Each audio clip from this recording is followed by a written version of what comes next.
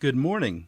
You are listening to UpReach, a morning devotional presented by the Church Street Church of Christ in Lewisburg, Tennessee, to encourage you as you face the opportunities and challenges of today. Let's begin this day together with some inspiring thoughts from God's holy word.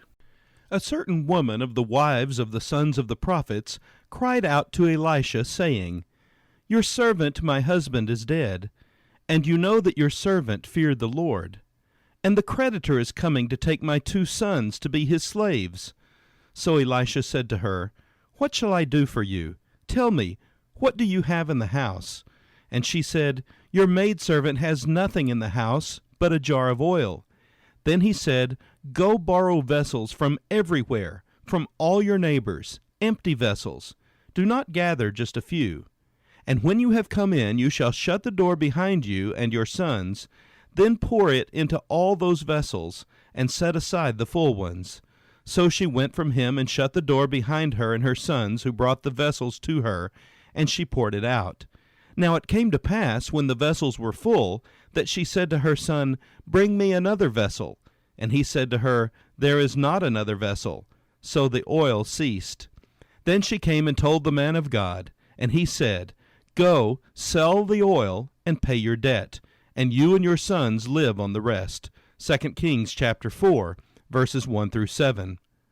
Her husband has died. There is no way to fulfill her debts. Her creditors decide to take her 2 sons as slaves for payment of the obligations that still remain. She pleads for assistance with the only man of God she knows. "Is there anything in your house?" Elisha asks. "Nothing at all," she says, "except a little oil."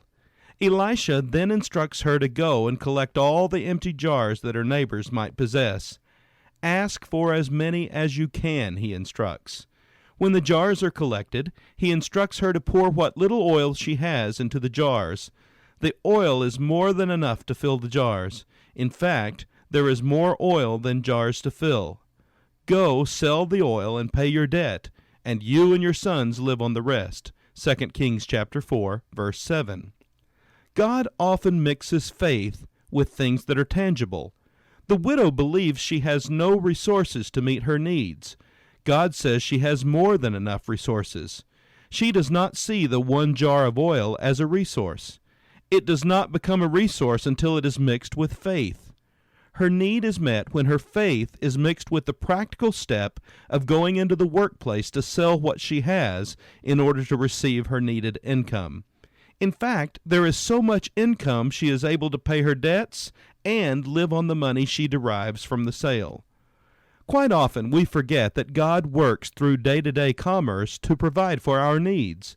It is wrong to place total trust in commerce without faith in God.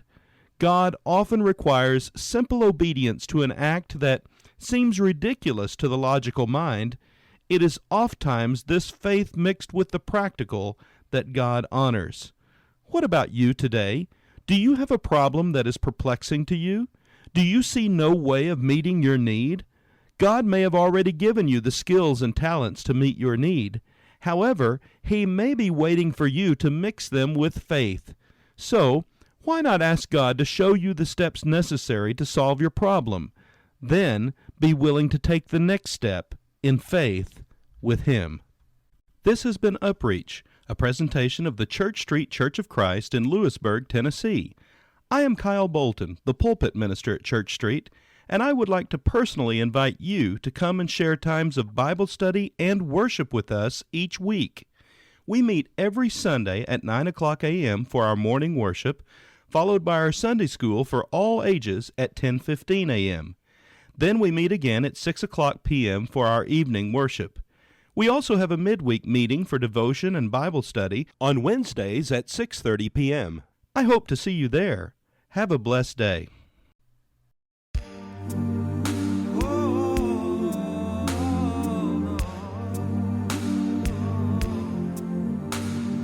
What do you think if a man owns 100 sheep and one of them wanders away?